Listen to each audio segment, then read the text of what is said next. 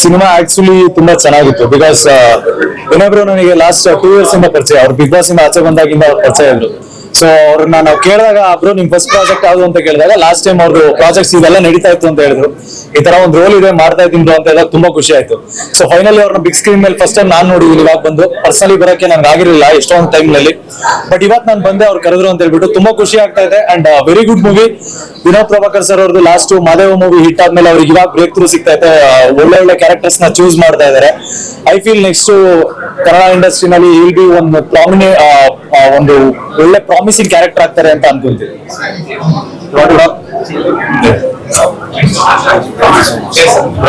ನೀವು ಬನ್ನಿ.